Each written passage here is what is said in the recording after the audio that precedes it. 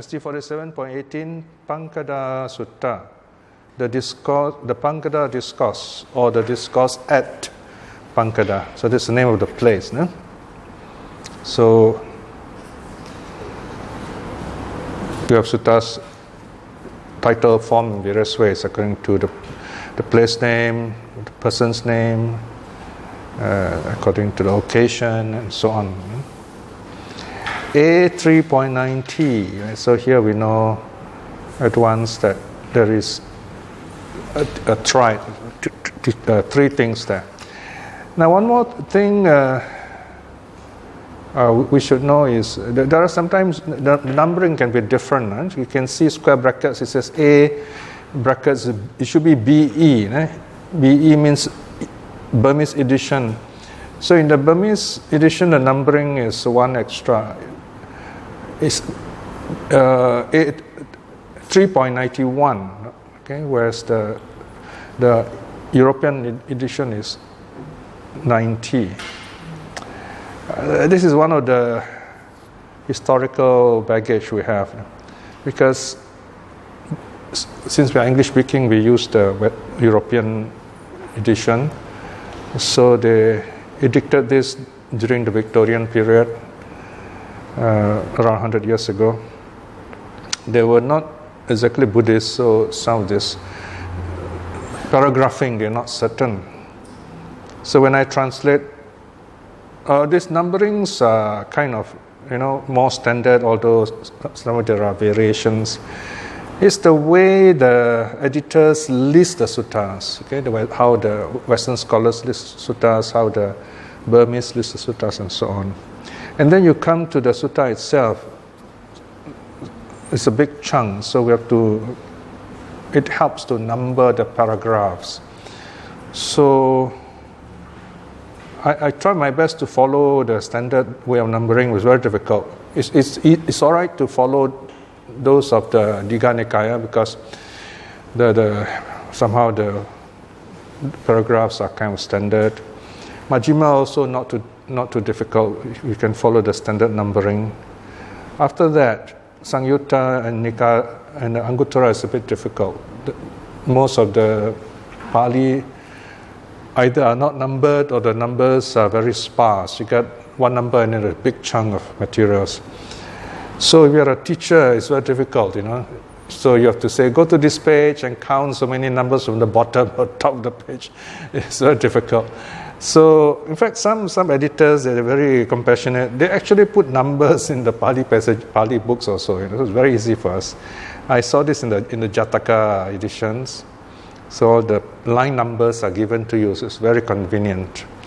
So you notice, if you look at the translation, I give lots of paragraph number. In fact, today's sutta, I kind of overdid it. There are lots of, every 2 lines is one number. So it's very easy to refer. I'll just say, okay, go to line 10, line 12, so it's very easy for the teacher. So this is one of those things we were not standardized yet.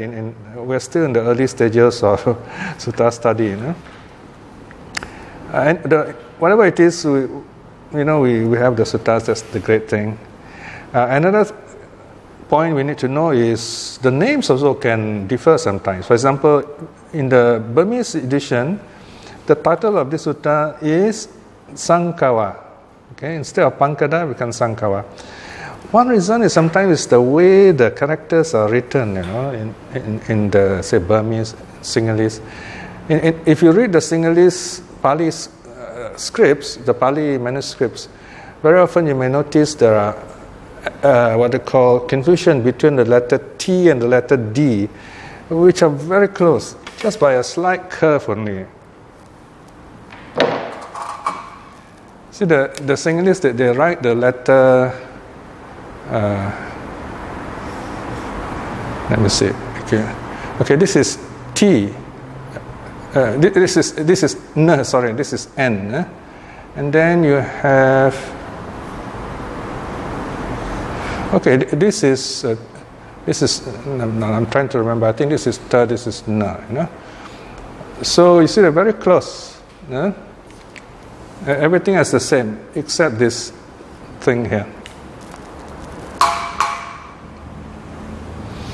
And also in Thai, you have other difficulties. No? But generally, as a translator, we should know these variations. And these are just minor historical incidences, we say. All right, so the name of the place is different in Burmese. Then, next thing is the theme of this sutta is that all monastics should desire the three trainings. No? Should want to be trained in Sila, Samadhi, and Panya. Now, what's interesting is this sutta is preserved in the Anguttara, which is meant for lay people, but here we still have a teaching for the monks, right? Because the three trainings apply to everybody, whether it's monks or laymen, right?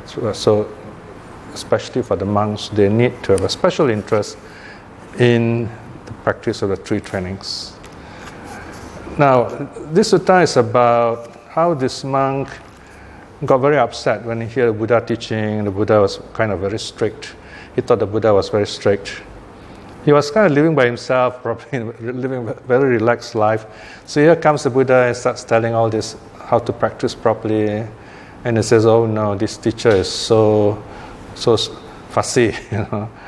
And then when the Buddha leaves, he felt regret, remorse, that he shouldn't think that way.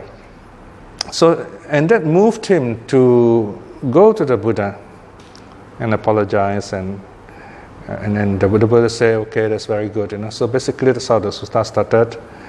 So we see it, this record of very human situations which are very important to us, which show the way we behave, the way we should behave, the way we should not behave. What should we do when it is wrong? How should we further increase it if it is good and right? So this is one of those suttas. No? Now, as usual, you find many of the suttas, they're almost like, it's like a conversation with the Buddha. When you study the sutta, you are listening into this ancient conversation that went on 2,500 years ago. And by listening, and you can also kind of see the situation. So the description here, you have also to kind of like visualize yourself, if possible, at that moment. Then you have a better connection with what the Buddha is trying to tell us. There's a lot of repetition, and this repetition is to keep us connected, right? So especially when you're listening to the teaching. So you find, if you go to, say, a retreat center, all those monks were sitting down in the meditation hall listening to the teacher talking the Dhamma. You find none of them actually has got any notebook. So they just listen and they get used to the teachings that way. Of course, later on in their own privacy, they can take notes. So the idea here is that as a Buddhist practitioner, we should try our best to remember the teachings as far as possible. Although it's a bit difficult nowadays because we are so reliant on books, right? We are following what's called the scribal tradition, the written tradition, whereas the suttas follow an oral tradition. So this is where, as I do my translation work, I begin to discover new facets, interesting aspects of the sutta of Pali that we should know. For example, if you look at the Pali sentence, you find very often they put the verb at the end. But in English, we put the verb somewhere in the middle. In Pali, the Pali sentences tend to put the key word first. For example, we say, Buddhang saranang gacchami, to the Buddha for refuge I go, which sounds all right in English, but if you want to be idiomatic, you say, I go to the Buddha for refuge, right? So when you translate, you have to translate into idiomatic English. Otherwise, you get what's called a translation that's too literal, right? So what we want is idiomatic translation, idiomatic language. The other extreme is you have very beautiful English, but it really goes off the original Pali, right? So we call that very free translation, right? For example, the Jataka stories, the 6 volumes of translation, they're very nice to read, but they're mostly very free translation. In fact, the verses are really good, you know. When you read the 6 volumes of the Jataka stories in English, the verses are all rhyming verses.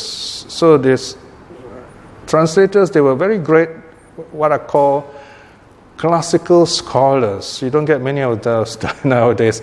They studied Greek and Latin and English, maybe French and German too. So they're very good in all this prosody and so on, in other words, poetry. So they rhyme. They actually translate the Pali verses, Pali poems into English poems with rhyme, which is very difficult. And we're talking about 6 volumes, thousands of pages, you know. But there's a cost here, see. You find they will go off the Pali a bit. So this is where there's this big argument, you know. Translation studies, whether there is such a thing as translation. In other words, once you translate, you're actually creating a totally new work. It's very different from what the Buddha taught. So this is one of the problems when we translate.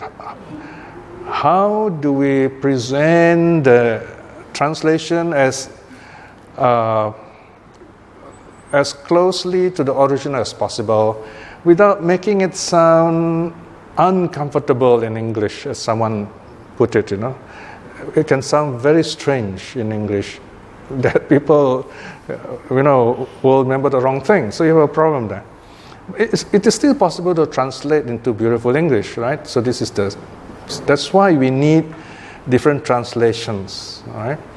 And there are also different ways of translating. Like, for example, the way I follow is that you can use what's called, you include the alternate translation, right? Because sometimes one Pali word has got many meanings, and the English cannot one word cannot contain all those meanings. So you got to give footnotes and explain.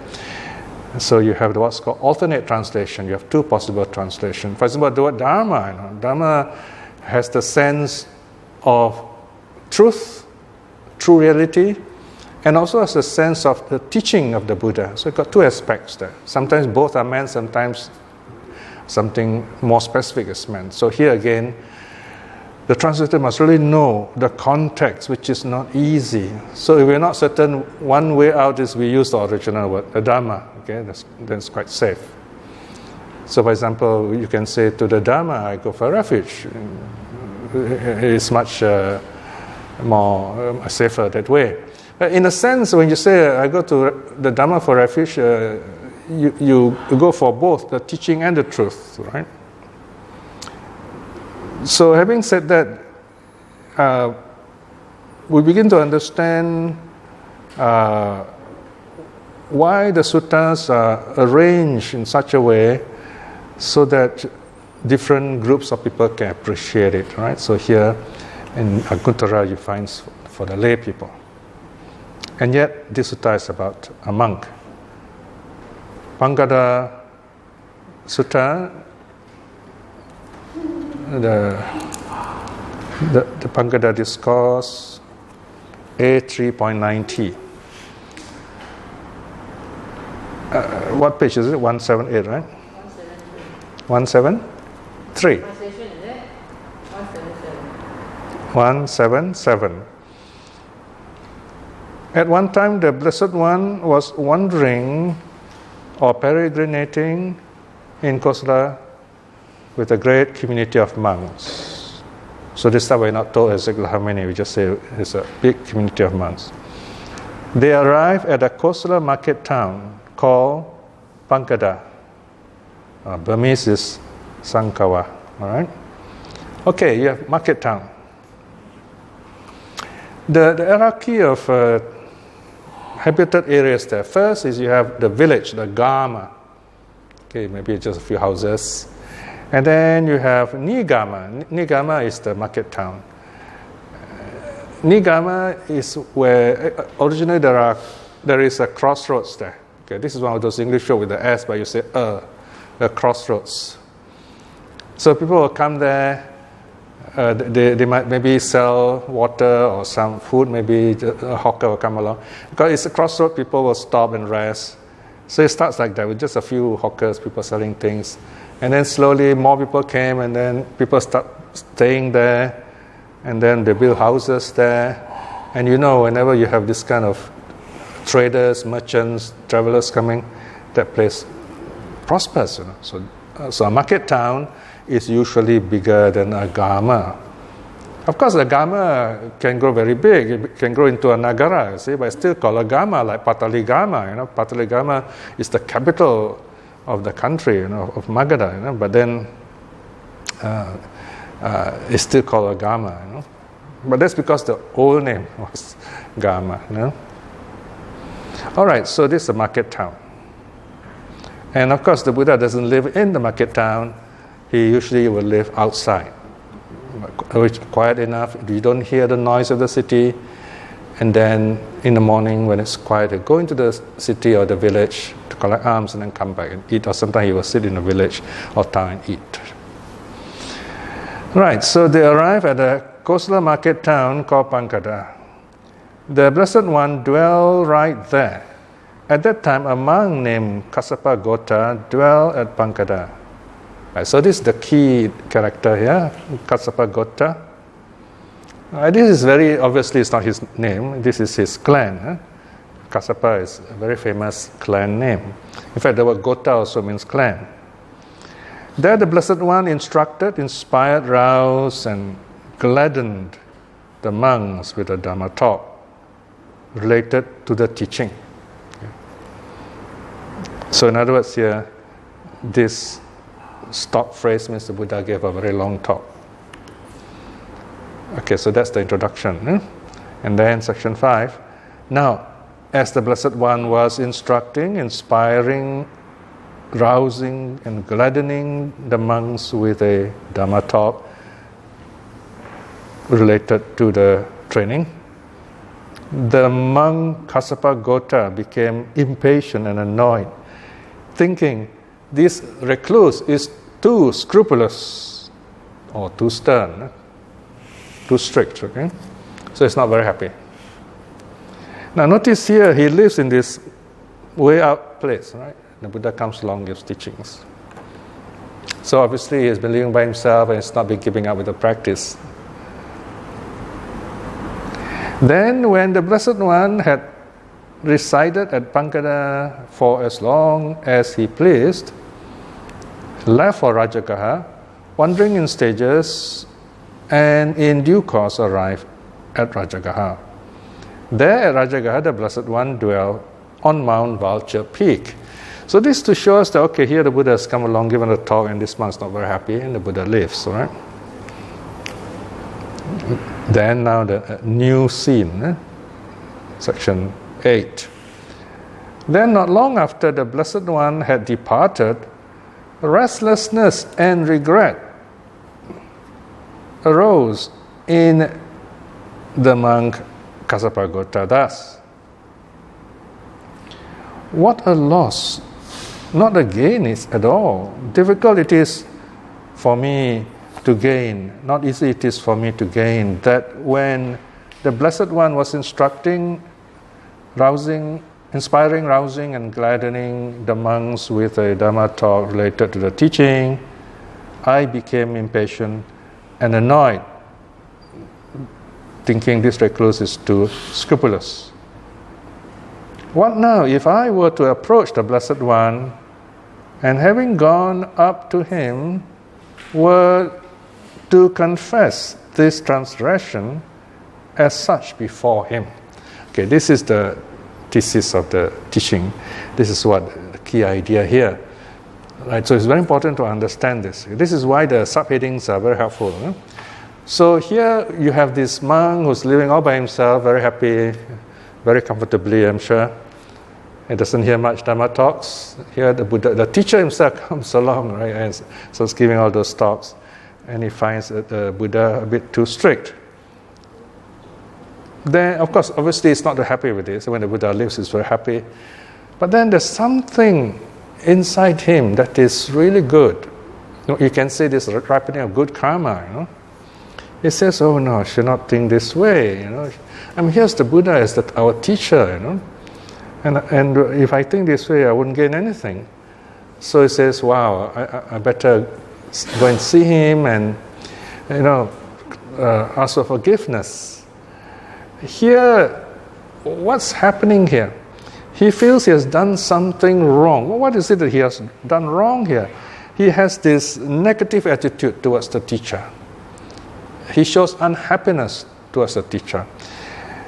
Often enough in the suttas we are told if you show this kind of negative attitude towards a Dhamma teacher, then you have cut off your Dhamma seeds. Then you lose touch with this teacher, especially if he's a good teacher. If he's not a good teacher, I mean, it doesn't matter, There are cases where we have to cut ourselves off from this teacher because he's so worldly and very often he has teach the wrong thing and so on. It's not very helpful to us. It's best that we actually cut ourselves off from such monks. And you find this happens in the Sangha too. Even today, you find if the Sangha, the forest Sangha finds a certain monk is not keeping up to the training, he may be a senior monk but still doesn't keep to the training, they can, as a Sangha, make a ruling. And in the worst case is nowadays, the worst case, they don't throw monks out anymore nowadays. They will ostracize him or excommunicate. You can use all this. But nowadays when you say excommunicate, it sounds very grand. You become a hero to your followers. But the sad thing, when people don't realize, there are very good reasons which the monks, for the monk, the Sangha to excommunicate the monks. But lay people do not know what's going on here. So this is one of those things that can be troubling. What keeps us as Buddhists is not the knowledge of Buddhism, it's the ignorance of Buddhism. This is very troubling. In other words, there are a lot of things we do not know what's really going on. And so we just listen, we just follow routinely, ritually. And this is the ism aspect of the teaching. So this is where you put the teacher first. So if you put the teacher first, then you're not going to progress. You won't go further than the teacher anyway, and the teacher has not gone very far. So this is why the Buddha in the Garava Sutta says his respect is to the Dharma. We put the Dharma first. So as long as you follow the Dharma, then you will know when the teacher is right, when the teacher is wrong. You don't have to judge him, but you know these are passing moments, but you don't have to follow those things. You know what to follow, what not to follow. And you feel safe, you feel happy, and also those who love the Dhamma will respect you in that sense. So here, when you have true respect for the Dhamma, you go straight to the Dhamma. You are not misled by a guru or by the crowd. In other words, so this is very important to consider. So this monk realizes he is wrong. Okay. So he doesn't feel like most monks today say, oh, since I'm a monk, I'm always right. So he feels, no, I think this is not correct, and let me correct this negative attitude. So this is just attitude, actually. He feels that the Buddha is talking too much Dhamma. Okay, so he goes to the Buddha. So this is the next part of the story. Kassapa Gota approaches the Buddha. All right. Now, when you say approach the Buddha, it is as good as saying approach the Dharma also. Okay, same, because when they go to the Buddha, they go for the Dharma. Section 11. Then the monk Kassapa tidied up his lodging and, taking his bowl and robe, left for Rajagaha. In due course, he arrived at Mount Voucher Peak outside Rajagaha. All right. Now notice, this is a sutta for lay people. Well, it is a sutta, But we have Vinaya materials here. Here we are told, before leaving, Kassapa Gota tidies up his place, right? So he will wrap up his mats and turn the bowl upside down. Normally he will bring the bowl with him. Whatever he will clean up his little kuti and so on, and then he leaves. So this is very important, right? That the monks always tidy and so on. So we have a bit of Vinaya practice here given to us so that we know how a good monk behaves. And then the next part is he talks to the Buddha. No? He approaches the Buddha and then he pays his respect. And then he tells the Buddha, section 12. There is this one occasion, Bhante, when the Blessed One was dwelling at a coastal market town named Pangada. There the Blessed One gave teachings, right? So everything's repeated here. It says, so this monk Kassapa Gota tells the Buddha, remember you're giving a teaching. And I was not happy because, I thought that all those teachings were too strict and I'm not used to it. So I got very upset, I got very impatient with you, right? So it tells exactly as it is, okay? So this is the nature of Buddhist confession. You specifically tell what is wrong. That's the first thing. There is truth telling, okay? Number two, you go to the right person to confess. That's the Buddha, all right? Number three is you do this with the right attitude, a sense of remorse, and of course it ends up with a sense of contrition. So you feel, oh, I'm so happy now, I'm not going to repeat this silly mistake again. So in doing so, you set things right. This is the nature of confession, right? Now, we have some things to look into here. It is a very serious responsibility when someone comes to you and confess something. Say, oh, I've done something wrong. Number one, you must know how to appreciate it. How to understand it. Let's say someone say, oh, I have a wrong view, I've done something wrong, or do you think I've done this wrong? We have to be very careful because most of us, we think we're experts, We do not know a lot of things. We say, oh, okay, this is what you should do, and so on. And we think, wow, we have said the right thing. There's a special word in English for this. It's called to pontificate. Pontificate. It sounds like, let me not say the word. Anyway, so to pontificate means to behave like the Pope. So this probably is a Protestant word to speak as if you are the final authority. Right? So this is one of those things which is very wrong. And you begin to create bad karma for yourself too if you do that. So the best way here is to say, oh, I don't think I'm the right person to, tell you all these things. Or you can say perhaps, maybe you should read this sutta and then think for yourself, right? Or this is what I heard this teacher says, and this is a very safe way. So you don't use your own karma. It's like you're borrowing someone else's karma, okay? Or you deflect the karma a bit by quoting a teacher, so to speak. So in that way, the idea is to help this person think. Why is it wrong and how to get out of that wrong situation? The next thing, another ethical problem is this. Let's say you have done something wrong yourself and you really want to clear up things. Now, the Chinese will never confess something wrong to others because it is politically not strategic. Because they're always afraid that when someone else knows something bad, even something in the family, they wouldn't want to tell others because this is more strategic. They're afraid people will talk bad about them, shame will come to the family. That is something else, okay? Now here, when you do something wrong, you begin to ask yourself, if I tell this person, would he laugh at me? Right, so that's the first problem. You're afraid people might laugh at us, ridicule us, and that's not helpful at all. Number two, the person is really stupid, very foolish. He's not able to actually advise us, might give us a wrong advice. Okay? Of course, the third one would be he's wise and gives the right advice. Okay, that would be best. So it is a great responsibility when someone actually is able to give you good advice with loving kindness, not blaming you and not saying, there you are, you see, I've been suspecting you like this for a long time now, you're doing this, right? So then it is not very helpful, right? So the nature of confession is not a ritual, right?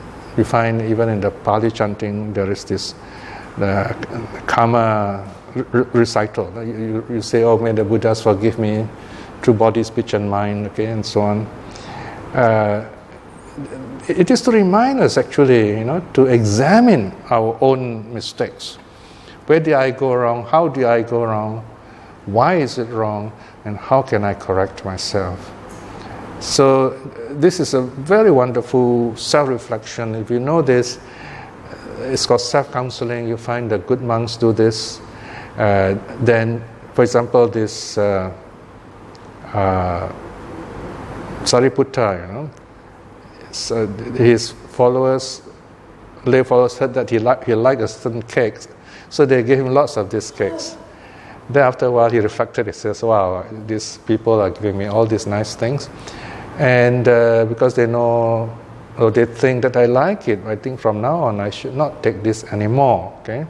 So he's a good monk, so he's able to do that. So no one told him, not even the Buddha, he reflected himself, I should cut down on this, right? So this self-counseling is very important. You do it for yourself, then you have wisdom, then you help yourself, right? So here, of course, in the case of Kassapa Gota, he felt that he has shown disrespect to the teacher. So he wants to establish this good connection again. So that's why he visits the Buddha. Right? So this is the second part of the story. He tells the Buddha, so he connects with the Buddha again. All right. Now, okay, everything repeats itself, so I don't have to go into them. Now, let's see how does the Buddha respond? 22. So it's very convenient. I just said 22, and you can go straight there, right? Yes. Well, yeah, 19 is the actual confession, okay? Kassapa Gota tells the Buddha, I have transgressed, Bhante, on account of folly, on account of delusion, on account of such unskill that when the Blessed One was teaching, that I have this negative attitude. I felt that, I was impatient and I thought that the teacher was being too scrupulous, too strict, all right? I don't think Kassapa Gota actually repeated exactly as the Pali was mentioned here, but this is the way the sutta redactors record so that it can be recited. Surely there is some way the monks would talk in a polite way, depending on the local dialect and so on. So you have to imagine it's a colloquial way of talking.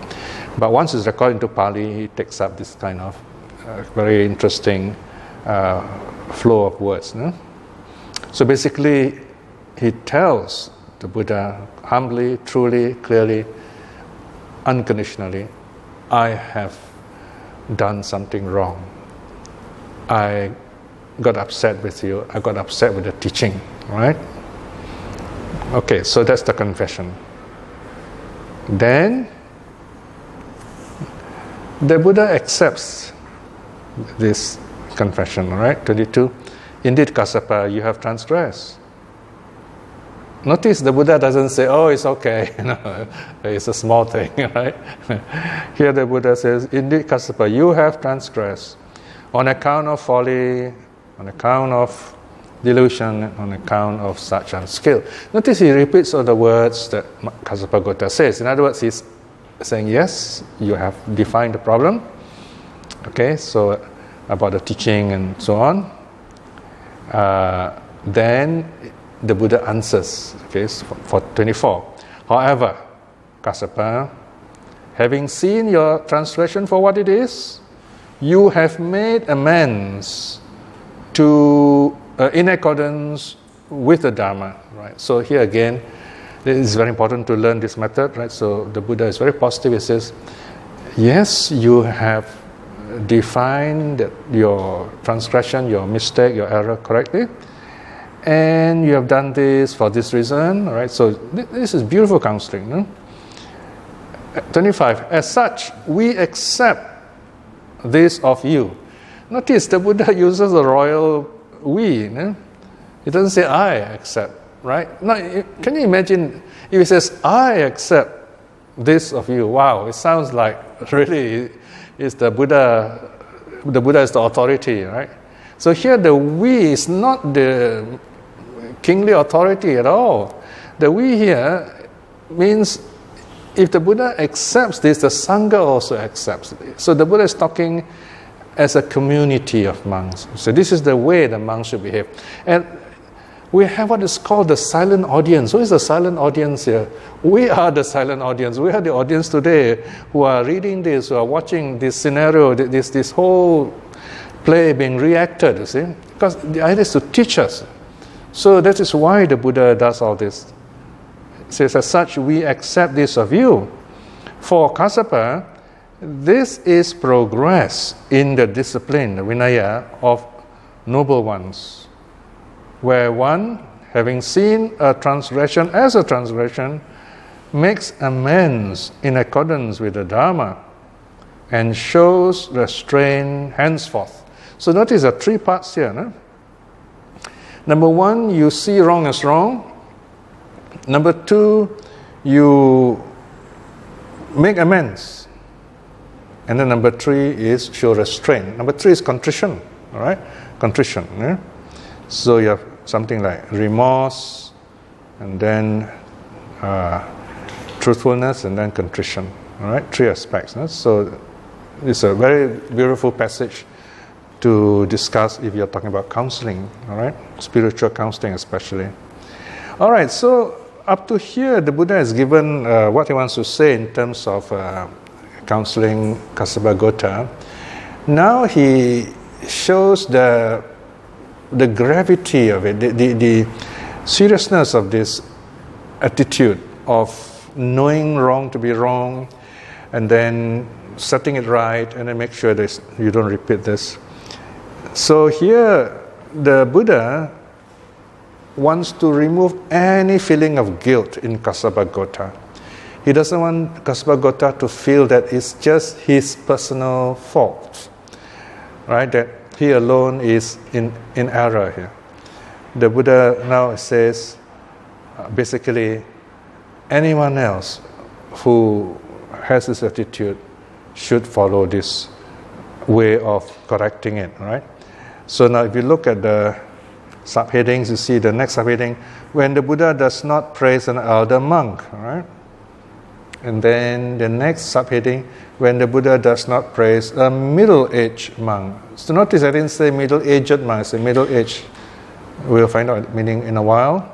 And the third part, the conclusion, when the monk does not praise a new monk, all right? All right, look at 27. If Kassapa, there were an elder monk who desires not the training, who speaks not in praise of undertaking the training, and there are also other monks who desire not the training, and he moves them not to understand the training. Sorry? To undertake the training. And there are other monks who desire the training, and he does not speak in praise of what is true, real, and timely. Kassapa, I too do not speak up in praise. I do not speak in praise of that elder monk. What is the reason?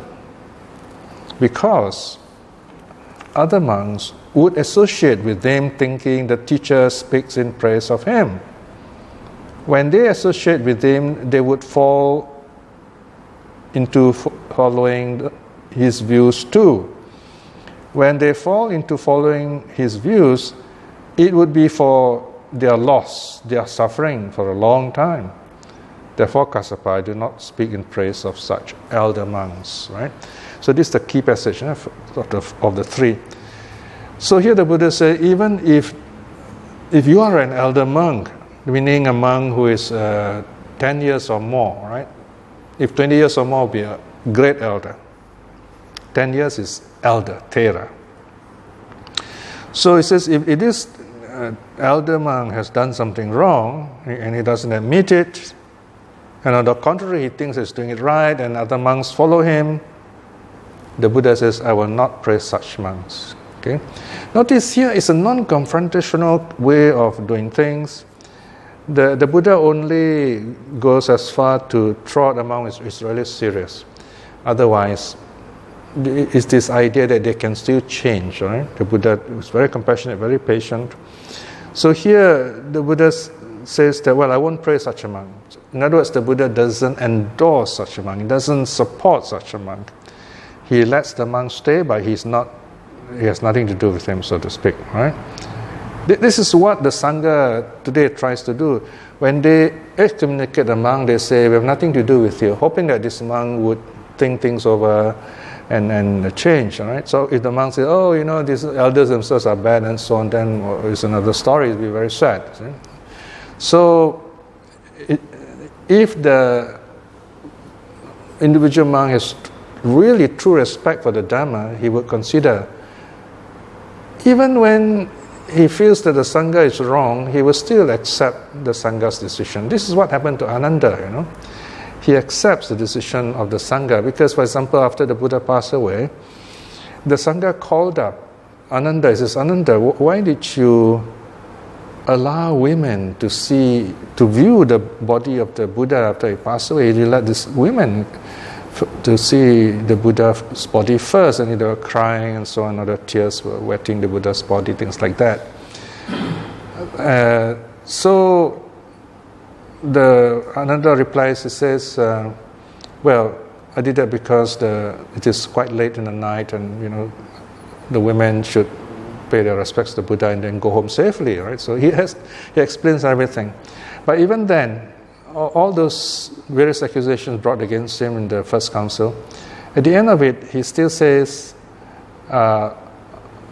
despite all these things, I still show my respect to the Sangha. So he always puts the Sangha first, right, in that sense. Right? So he does not break away from the Sangha. So if you break away from the Sangha, it's quite a serious matter, really. Sadly, this is lost to most people nowadays, who, for us, worldly convention and social acceptance by the world, being awarded worldly titles is much more important, right? So we have a different kind of Sangha in this case, right? So, but you still have the old Sangha who follow the three jewels, so we should go to them, in other words. So the Buddha says, even if it's an elder monk, I will not approve of him if he behaves in this way. If he's wrong, he doesn't see he's wrong, he doesn't confess the mistakes, then others will follow him. That's the reason why he doesn't approve of this elder monk, because others will follow him and then follow his wrong views too, and so on, right? Now, the Buddha, to stress this point, goes a second cycle. So these are three cycles. The first cycle is the elder cycle. Now comes the middle-aged monk cycle, right? So look at the first few words. 35. If, Kassapa, there were a middling-aged monk who desires not the training, who speaks not in praise of undertaking the training, and so on. And then this monk is in error, he's not happy with the training, he wants to change things. And then there are other younger monks or lay people following him. The Buddha says, I will not approve of such a monk too, even if he is middle age. Middle age, that means 5 years in the order up to 10 years. Okay? 5 wasa up to 10 wasas. What is it right now? Is that a question? Once you reach 10, right? There's a sadhu. You're an elder now, in the temple. Yeah, technically speaking, 5 to 9 years. Okay. So now the third cycle, the Buddha says, what more if it's a young monk and a Navaka bhikkhu? Okay. Now Navaka bhikkhu are the, you can say, probationary. Well, not really probationary. They're already monks. They're still under tutelage, In other words, the first 5 years, it's very important that they are with a teacher. They don't go around like an elder. They're not independent. And for 0 years, ordination time until, say, just 4 years or 5 years. I remember there was one case, this monk we knew, he became a monk, then he was in Thailand, I think. Sometimes it can be very difficult for Western monks to follow this rule. They think highly of the Sangha, they're very excited to become a monk. Then finally when they become monks, they find Asians generally are very friendly people, very forgiving, and foreigners often have they are given special treatment. Then they begin to feel as if the local teachers are not worthy of his full respect. And then he feels that he doesn't need to do the tutelage. This is a very dangerous attitude, because in the humility and simple life of the local Asian teacher lies the greatness of the Dhamma, which if you miss, you will destroy your vocation. So this monk is very intelligent, very outspoken. He's hardly 2-3 years in the Sangha, and he says, I already know the Dhamma very well, from books of course. And now he is looking for a sponsor to set up a center. So he was trying very hard to do this, and then these elders, lay elders rather, asked me what to do. I said, you got to tell this monk he got to finish off his tutelage, at least 5 years. Even when you do the 5 years tutelage, it doesn't mean that you are qualified to go on your own. The teacher will decide whether you are already a monk or not. I mean, you may wear the robe, but it's not a monk inside the robes yet. So you have to really to be a monk, humble enough to be a monk, renounced enough to be a monk. But sadly, this person is very arrogant, very proud, very self-confident. And then sadly, after a few years, he actually disrobed. So there you are, there goes someone who could have been a good monk because he failed in the tutelage, right? So being a Navaka bhikkhu, a new monk, observing the 5 years of tutelage is a very vital part of being a monk. So the Buddha is saying here, this monk who is a young monk, who is a new monk, he doesn't appreciate the training, and he doesn't realize that it is wrong. The Buddha doesn't approve of it too. So there you are. This sutta should be studied with the Ahita Tera Sutta, if you remember that one, right? Where the Buddha says, even a great monk, even a famous monk can have wrong views, right? So there you are. The Buddha is reminding us that to renounce the world is to show great humility and respect for the Sangha, and to keep to the training. Questions?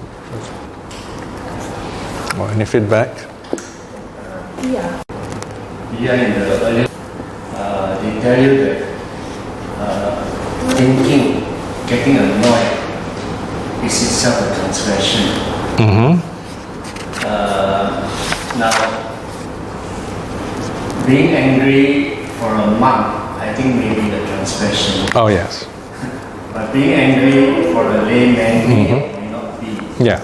If the anger persists and then you keep on getting angry and all that, then maybe, but if you just dismiss it after there's nothing wrong with that. For a layman. Yeah. No, that's why I said the context is very important, right? This sutta is addressed to a monk, but it is recorded in the section for lay people.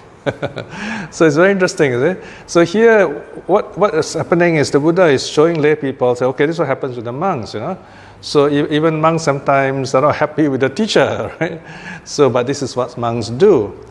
Yeah, it is true. In the case of layperson, the monks normally will be more patient with this layperson and will kind of ask him why and so on. Here, it's because of the level of commitment. In the case of a monk, he already taken the vows, the commitment that he's going to follow the teaching. So if he doesn't, then of course there is a transgression because he's not keeping to the contract himself. Is it? So that's the difference. Whereas for a layperson, there is no such contract.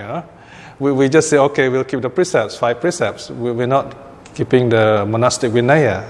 So that's the difference there, yes. Of course, it doesn't mean that there's nothing wrong at all in a layperson getting upset. We should see the context of it, okay? He doesn't need to hate the person. He can say, okay, what I do not like is this kind of action. I think this is wrong. Okay? So you can calmly disregard that action. Right?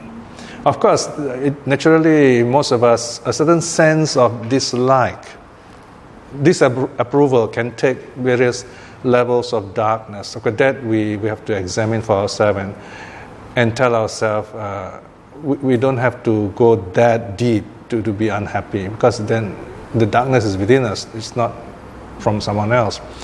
The point is to see someone else's wrong as that person's own doing. We are not the author of it. We do not have to be a part of it. And the next point is, how can we, having said that, be an agent in some way to correct that wrong view? So we have to speak out in a way also. But how, of course, depends on our skill. So you have this balance of interaction. When you see something wrong, what do we do? Do we speak out? Do we not speak out? When do we speak out? Things like that. I feel it's important for us to speak out in an educating way, in a Dhamma way, so people know what's right, what's wrong. They don't glorify the wrong thing. They don't follow it. And this is what actually our Sutta Discovery series tries to do also. Try to present the Dhamma side of things. But generally, lay people, we are given more latitude, more space. Okay? That means we need more guidance too. Yeah.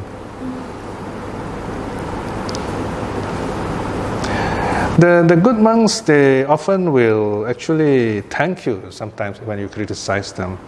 They will say, oh, thank you for reminding me. You have a very wonderful relationship of respect. There are others who feel, oh, I'm well above you. You're a layman. You should not be criticizing me. Now, that's a very wrong remark, right? Some Buddhist groups like to say that you're a layman, so you should not be talking bad about the monks at all. That's not true. The whole Vinaya, in a sense, that the layman talking bad about the monks and telling the monks, talking bad about the bad monks, which is true. Isn't it? So because of that, the Buddha say, okay, let's make all these rules and make sure the monks do not become bad monks. So the idea is to nurture that faith in the lay people, so that they don't have a negative attitude towards the monks and the nuns. Anything else? 2 more suttas to go. No? Next round probably we can finish off. Right, let's close this study. Approach the end of this volume. We have studied quite a number of suttas on precepts and practice.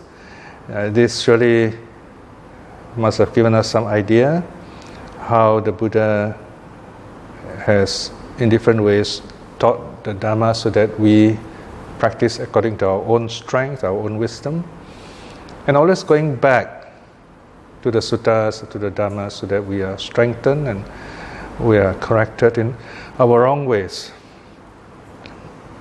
One of the benefits of age is that if we keep in touch with the suttas, we begin to understand it better, it becomes clearer as we age, and that is a very joyful experience.